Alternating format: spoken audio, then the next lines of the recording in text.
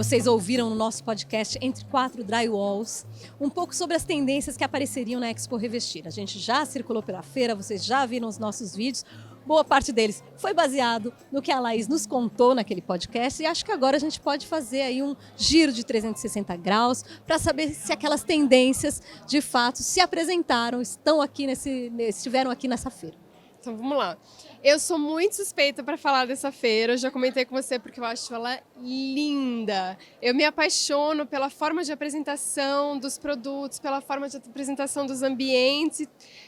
Tudo que eu vi encheu os meus olhos.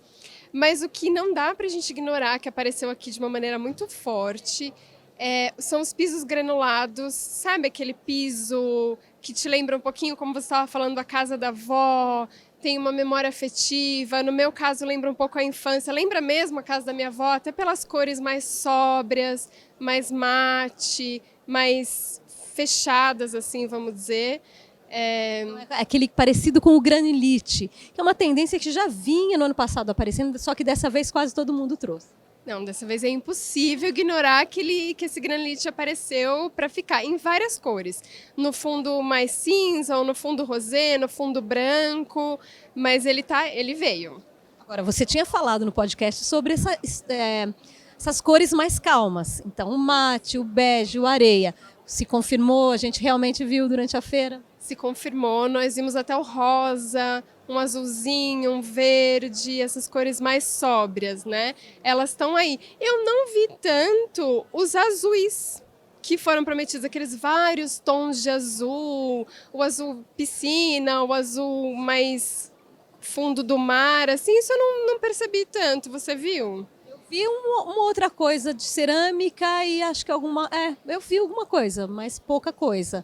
De fato, acho que a gente esperava um pouco mais. Mas eu vi muito areia, que estava dentro da mesma tendência. Isso, areia eu vi, também as cores terrosas também. Os materiais que são uma coisa, mas querem parecer outra. Isso, eles estão aqui. Cada vez melhor, cada vez mais, de fato, parecidos, não é? Reproduzindo muito bem a madeira, reproduzindo muito bem a pedra. Sim, eles nos enganam visualmente muito bem, enganam entre aspas, né, visualmente muito bem. E os materiais tentando sair da sua forma de utilização usual. Então eu vi cerâmica sendo aplicada em tampo de mesa, em cachepô, em banco, bambu em cuba de pia, pedra para fazer banheira, esses materiais tentando sair um pouquinho da zona de conforto, assim, de cada um deles. Se aventurando, os materiais se aventurando. Agora tem uma coisa que me impressionou bastante, porque em épocas de coronavírus, a gente talvez esperasse uma feira um pouco menos cheia. E foi o contrário, a feira foi um sucesso, tinha muita gente aqui.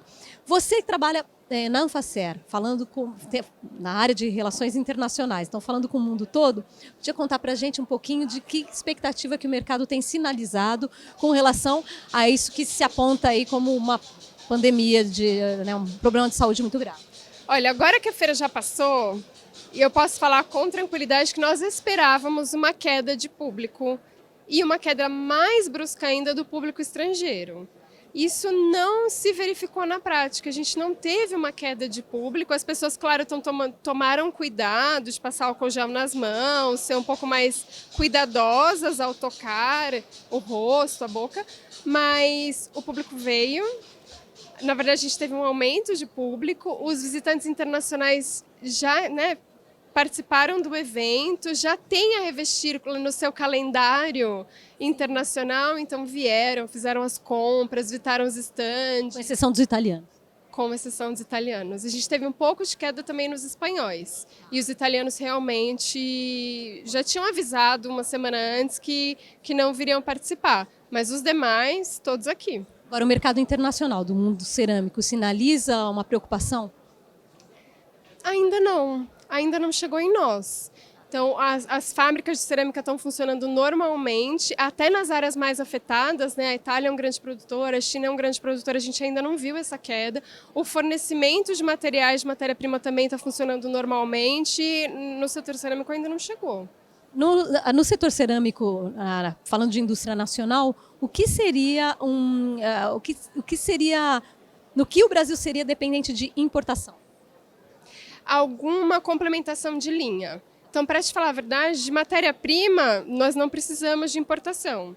A matéria-prima é toda nacional. Agora, algumas empresas trazem complementação de linha. Então, a empresa fabrica o piso, a parede e as peças especiais. Ela traz da Itália, da Espanha ou da Turquia.